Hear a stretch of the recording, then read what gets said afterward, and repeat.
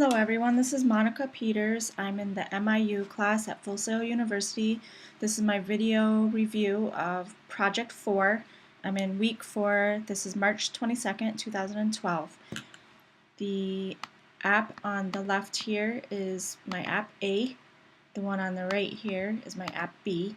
And what you're looking at here is I added the few hues, many values, which on this app on the left I used a lot of blue, and even the background is a blue background with a grid, a light white grid, but it's mostly all blue is the color that I use in this app, and many different values of the color blue.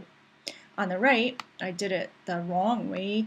I used the hue, well, what I view is the wrong. This is app B on the right.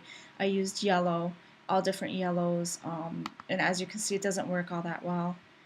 It's not pleasant on the eyes,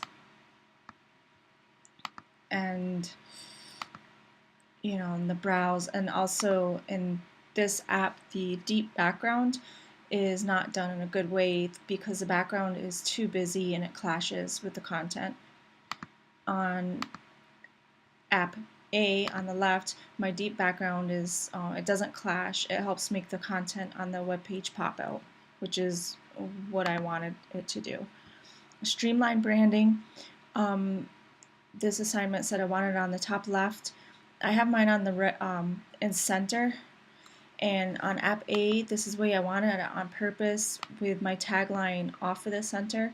App B, I put the tagline right in with the header, and as you can see, it makes the header much bigger, which isn't really a good idea. It just doesn't look well. Here, this is the way I like it, and also that tagline is not on all of my pages. It's only on the home page, so the rest of the app, it only shows my streamlined branding, the logo, throughout the rest of the app. And also another thing I did different on app A was I used an accordion fold for my form.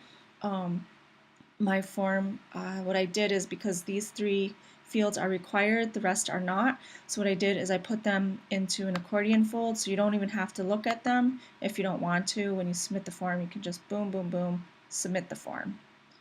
I did not do this in app B. You actually have to scroll through all of the content, whether or not you're going to fill it out or not, even though you don't have to fill out any of this content here. So of course I prefer app A on the left. The other thing I did is I included my clear button on both apps because I forgot to add those last week, so I added them this week on my form. So there's a clear button on both forms.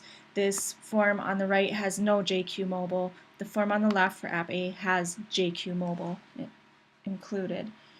What else is in here? I also put the edit and delete is in there. Let's see, and this is to browse all. Now this, if you're a developer, you would think it's working, but actually it doesn't work the way it's intended. While you can do the data filter, what I don't like about this yet is it's actually not filtered. Like, I want it to filter the iOS when I click on this, and it's not doing that sometimes. And the same here. So, and then I have a contact page. The info page has a link to my GitHub, and again, you can see this deep background doesn't work with the content because it clashes with it, so it's hard to read. And every page links to something. I got that covered. And here's my new stream, the newest, or what's new. The other thing I did is, on this whole app, I have the nav bar is all the same.